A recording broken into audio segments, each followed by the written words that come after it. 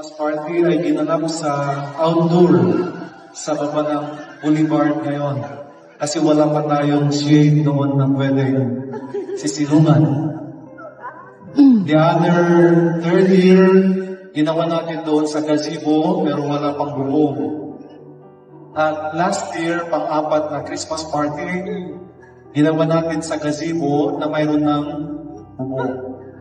At sa Christmas party natin ngayon, ay dito na sa gymnasium dahil hindi nakasya sa gazebo. In a span of 5 years kasi this is our 5th Christmas party.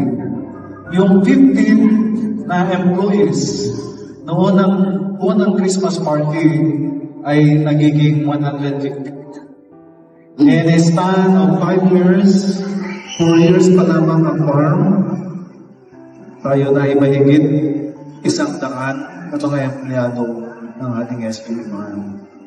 Sino ang dapat nating pasalamatan? Walang iba, kundi ang Diyos. Palakpakan natin ang Panginoon. Huwag lamang ang SPD Fathers. Actually, itong munting pamamaraan ng pasasalamat namin sa inyo bilang mga manggagawa at mission partners namin ay pamamaraan namin ng pasasalamat sa Diyos. At ang ating pagdiriwang ay Christmas celebration. There is only one word that we have to say, very important, sa pagmamahal ng Diyos, sa kanyang pagbibigay ng kanyang bugtong na anak.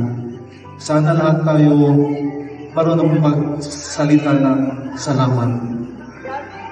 Kaya pag sabihin ko yung word na Merry Christmas, please sagutin niyo ako, salamat sa Diyos. At pag sinabi ko salamat sa Diyos, ang sagutin niyo ay Merry Christmas. Ready? Merry Christmas. Salamat sa Diyos. Salamat sa Diyos. Merry Christmas. Para kulang yung natanggap niyong regalo. Sana pagbutihin pa ninyo ang inyong paglilingkod sa ating Mark para next year lahat kayo ay outstanding employees. Pag napansin ninyo, anong ibig sabihin ng promising? Promising award is given sa mga empleyado na nagsumikap. Nasa simula, sila ay nahirapan din. May mga kahinaan na papansin kami. Subalit, nagtiwala kami sa inyo. Nagtiwala ang admin sa inyo. At kayo ay tumugon. At yung award na Mr. and Miss Award, huwag kayong masaktan. Huwag kayong madismaya. Iisang pamilya tayo, kailangan natin ang bawat isa. The Promising Award should be an inspiration for the Mr. and Miss Awardees para pagputihin natin para sa susunod na taon, hindi lamang tayo magiging promising employees, but also outstanding employees. Ito ay mangyayari lamang kung tayo lahat ay magtulungan. Wala kami ibang mga Father Popo, si Father Stan, si Father John, at lahat ng mga SPD na pare dito sa Tagaytay, kundi ang kabutihan ng bawat isa sa inyo. Kung may kunting pagkukulang kami, we apologize. But please always remember, wala kaming inisip, kundi ibigay kung ano ang nararapat para sa inyo. And thank you for your appreciation. Thank you sa inyong pagtulong. Sir Roland, thank you so much sa pagbibigay ng serbisyo na walang bayad. Ito pang tumutulong. Si Sir Chef Robert, thank you so much, Chef Emma Rose. We should not say thank you kasi kabahan na kayo. But we cannot help but to say thank you for helping us a lot as a family. Chef Gerson and Ma'am Kim, thank you so much. Mga pamilya na nandirito, salamat sa inyo, sa inyong pakikisa, to our HR office, to our managers. Salamat for a beautifully organized Christmas party. We look forward to a better Christmas celebration next year. And we look forward to a better New Year of the SPD ng Nagasimang family. Muli, Merry Christmas and God bless all of us.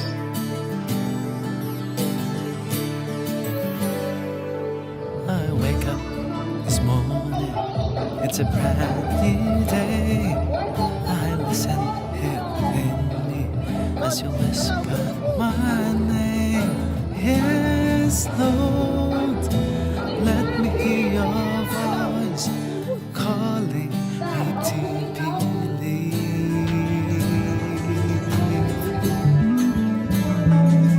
I rise once more, I want to walk with you, learn to sing a song I've never heard before. See things from your point of view, live life as a dance of hope. I want to light, Lord, to shine throughout my day.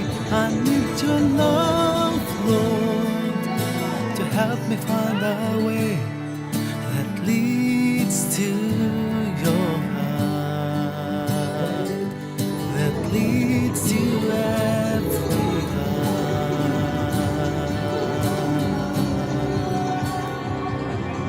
I want you light, I want you light, I want you light.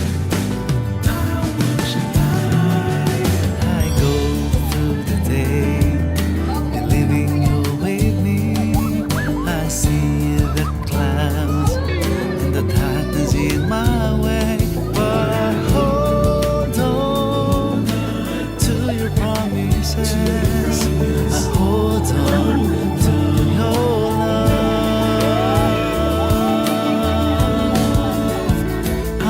your light, Lord, should shine throughout my day. I need your love, Lord, to help me find a way that leads to your heart, that leads to every heart. I wish your light, Lord, should shine throughout